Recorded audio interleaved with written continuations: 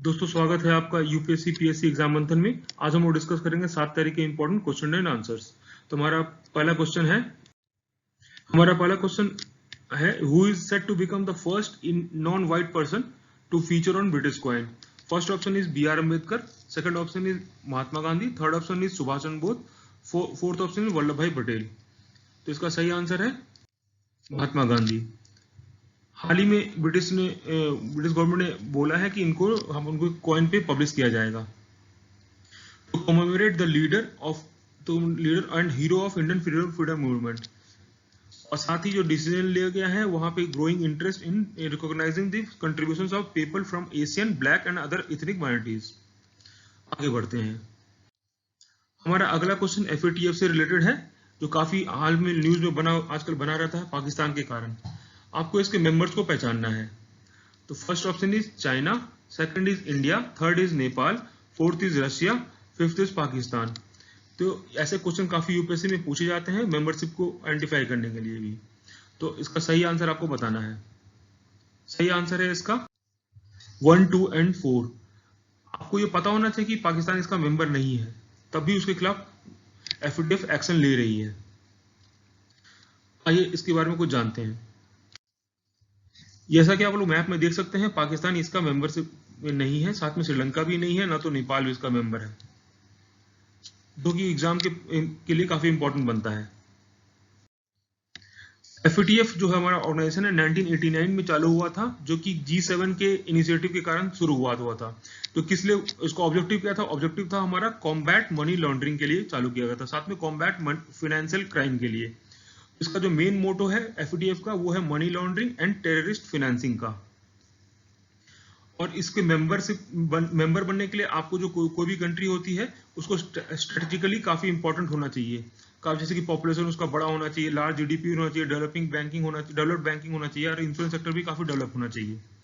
इसके 39 मेंबर्स हैं, 37 जैसे कंट्रीज हैं, बाकी 2 रीजनल ऑर्गेनाइजेशन है जैसे कि जीसीसी और यूरोपियन कमीशन।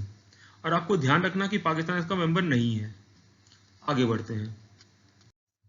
हमारा अगला क्वेश्चन जो है सेस से रिलेटेड है। इसका फर्स्ट ऑप्शन है it is a form of tax levied over and above the base liability of a taxpayer. Second option is the corona cess on liquor was imposed by central government and across India on liquor to compensate for the revenue deficit during COVID-19 lockdown. तो आपको पढ़ के ये समझ में आ रहा होगा कि कोरोना सेस लॉकडाउन के दौरान लगाया गया था टू जनरेट रेवेन्यू। लेकिन जैसा कि आपने देखा था कि दिल्ली में कोरोना सेस कुछ ज्यादा था, इनफैक्ट वो यूपी के या किसी और स्टेट के अकॉर्डिंग में। तो इसका मतलब ये हुआ कि जो हमारा कोरोना सेस था वो सेंटर के द्वारा नहीं लगाया गया था, वो स्टेट के द्वारा लगाया गया था। तो इसलिए हमारा ये सेकंड ऑप्शन गलत होता है। आगे बढ़ते हैं। इसका सही आंसर हुआ only one. First option is only correct. Cess जो हमारा होता है वो एक तरह से टैक्स लेवाई होता है, वो ऊपर टैक्स पेयर के एक्स्ट्रा टैक्स लेते हैं, किसी स्पेसिफिक पर्पस के लिए रिफंड रेज करना होता है तब लेते हैं। और ये जो हमारा है ये स्टेट गवर्नमेंट या फिर सेंट्रल गवर्नमेंट कोई भी इंपोज करके लगा सकती है, जैसा कि आपने कोरोना सेस के बारे में देखा था। इसी तरह से केरला में जब 2018 में फ्लड आया था तो केरला गवर्नमेंट ने भी वहां पे 1% कैलामिटी सेस जीएसटी पे लगाया था, और ऐसा पहला स्टेट बनी थी वो करने वाली। साथ में सेंटर का भी आपने कई सारे सुना होगा सेस के बारे में, जैसे कि एजुकेशन सेस हो गया, स्वच्छ भारत सेस हो गया। तो इसलिए सेस सेंटर स्टेट कोई भी इंपोज कर सकता है। आगे बढ़ते हैं। हमारा अगला question national cooperative development corporation से रिलेटेड है। इसका फर्स्ट ऑप्शन है it will be able to finance projects in rural industrial cooperative sector and for certain notified services in rural areas like water conservation and irrigation. Second option है it was established by an act of parliament in 1963 under the ministry of agriculture and farmers welfare. तो इसका सही answer क्या है? सही answer आपको बताना है। सही आंसर इसका बोथ है, इसके दोनों स्टेटमेंट सही है। ये एक्ट ऑफ पार्लियामेंट के तहत बना था 1963 में, ministry of family and welfare के अंदर ये बॉडी है। ये जो हमारा है 1963 के अंदर बना था, ये स्टैट्यूटरी कॉर्पोरेशन है under ministry of agriculture and farmers Welfare के लिए। और तो इसका फंक्शनिंग क्या है? तो फंक्शनिंग भाई इसका ये है कि ऑब्जेक्टिव इसका मेन है कि planning and promoting programmes for agriculture produce, foodstuffs, industrial goods and livestock and certain other notified commodities and services on cooperative principle। जैसा कि आपको नाम से भी कुछ कुछ समझ में आता होगा। ये आप काफी आंसर राइटिंग में भी यूज कर सकते हैं। जब भी आप एग्रीकल्चर से रिलेटेड हो तो आप आराम से इसको यूज कर सकते हैं किसी भी एग्जाम में। और हम अभी हाल ही में ये न्यूज में क्यों था? न्यूज में इसलिए था कि एनसीडीसी ने एक सहाकार कोऑपरेटिव एनसीडीसी चैनल लॉन्च किया है। इसका एम है कि to facilitate involvement of the youth in the cooperative movement, और साथ ही इसने एक guidance videos on formation and registration of a cooperative भी चालू किया है, ताकि कोऑपरेटिव रजिस्टर करने में आसानी हो पब्लिक को भी। हमारा अगला क्वेश्चन है small farmers agri business consortium से रिलेटेड है। इसका फर्स्ट ऑप्शन है it is a new department under ministry of agriculture for corporation and family welfare, farmers welfare. Second option है it is registered as NB national non banking financial institution by Reserve Bank of India. आपको सही answer बताना है।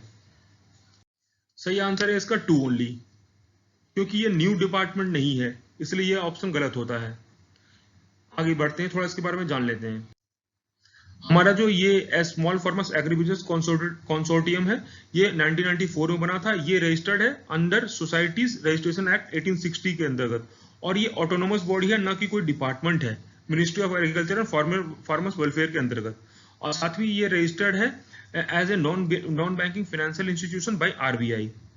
और इसको head कौन करता है? तो हेड कौन करता है भाई? हेड करता है इसको minister for union minister for agriculture and farmers welfare as the president. हमारा अगला क्वेश्चन आपको रिलेटेड है विटामिन डी से। इस टाइप के क्वेश्चन काफी इंपॉर्टेंट बनते हैं एग्जाम में, क्योंकि यूपीएससी की नॉर्मल लाइफ से रिलेटेड क्वेश्चन पूछने में काफी इंटरेस्टेड रहता है हमेशा। आपको इस बात को ध्यान देना कि हमने यहाँ पे पूछ रखा है नॉट करेक्ट, आपको नॉट करेक्ट सेलेक्ट करना है, ना कि करेक्ट सेलेक्ट करना है। तो विटामिन डी से रिलेटेड क्वेश्चन है, आगे इसके बारे में थोड़ा पढ़ते हैं। तो हमारा पहला ऑप्शन है it is produce endogenously in the body by ultraviolet rays from sunlight. Second option is it maintains adequate calcium and phosphate concentration in the blood. Third option is that deficiency of vitamin D is only limited to polar regions. तो सही answer क्या है? सही answer है इसका 3 only. 3 इसलिए सही है क्योंकि हम लोग यहाँ पे नॉट करेक्ट सेलेक्ट करना है। अगर करेक्ट सेलेक्ट करना होता तो हम लोग को बस 1, 2 और सेलेक्ट करते। जैसा कि आप लोग देख सकते हैं, तो हमारे जो विटामिन डी के फूड रिसोर्स क्या है, तो फिश है, यहाँ पे हमारे मिल्क प्रोडक्ट्स भी हैं, एग्स भी हैं, कॉड लिवर ऑयल है। थोड़ा इसके बारे में जानते हैं।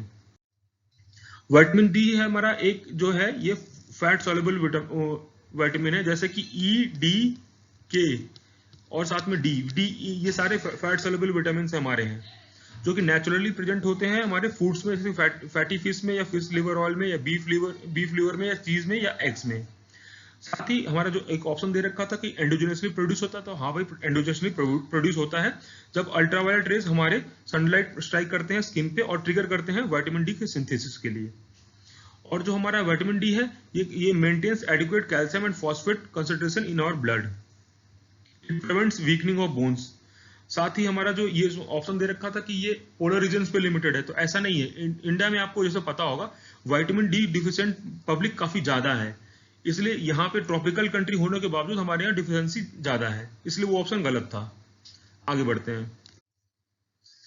हमारा जो ये क्वेश्चन है वो रिलेटेड है United Nation Convention to Combat Desertification से है। इसका पहला ऑप्शन है, तो इंडिया ने 2019 में इसका होस्ट किया था, CO conference of parties of UNCCD. Second option is UNCCD is the only convention stemming from the direct recommendation of the Rio conference agenda 21। तो third option is it helped to publicize the convention was declared 2019 was declared international year for deserts and desertification। उसका सही answer है 1 and 2 only. ये 2006 को किया गया था year, ना कि 2019 को। जैसा कि आप लोग देख सकते हैं ये 1994 में एस्टैब्लिश किया गया था, और जो इसका जो कॉन्फ्रेंस ऑफ पार्टीज इंडिया में हुआ था उसका जो ऑब्जेक्टिव था लैंड डिग्रेडेशन एंड डिजर्टिफिकेशन। और ये हमारा sole legally binding international agreement है linking environment and development to sustainable land management. 2006 में हम लोग ने ये 2 international year of deserts and desertification declare किया था। और इसकी जो नोडल एजेंसी कौन है, तो नोडल एजेंसी हमारी जो है Ministry of environment forest and climate change की नोडल एजेंसी है। हमारा अगला क्वेश्चन इरावदी डॉल्फिन से रिलेटेड है। ये भी काफी इंपॉर्टेंट क्वेश्चन है क्योंकि यूपीएससी पूछती है इस टाइप के क्वेश्चन। इसका फर्स्ट ऑप्शन है Irrawaddy dolphins are found in coastal areas in South and South East Asia. Second one option is it lives in brackish water near coast, river mouths and estuaries. Third option is Irrawaddy dolphins are found in Chilika Lake. इसका answer है 1, 2 and 3। हमारे जो Irrawaddy dolphin है ये क्या कहते हैं, ये जो है कोस्टल एरियाज में मिलती है south and South East Asia में, और ये हमारे ब्रैकिश वाटर में मिलती है। ये हमारे इसका जो एस्टैब्लिश सब पॉपुलेशन है ये हमारे गैंजेस और मेकॉन में भी मिलती है। और साथ में ये हाल ही में हमारे उड़ीसा लेक में उड़ीसा के फॉरेस्ट डिपार्टमेंट ने आइडेंटिफाई किया था कि वहाँ पे 146 endangered Irrawaddy dolphin Chilika Lake में भी है। तो ये साथ ही इसके साथ Chilika Lake one of the highest single lagoon population वाले एक्वेटिक एनिमल को रखने वाले लेक बन गया है पूरे वर्ल्ड में। और ये एंडेंजर्ड लिस्ट में आता है, IUCN के लिस्ट में ये गलत दे रखा है यहाँ पे। इसके साथ ही हमारा आज का क्वेश्चन आंसर का सेशन समाप्त होता है। कृपया करके लाइक, शेयर और सब्सक्राइब करना ना भूलें। धन्यवाद।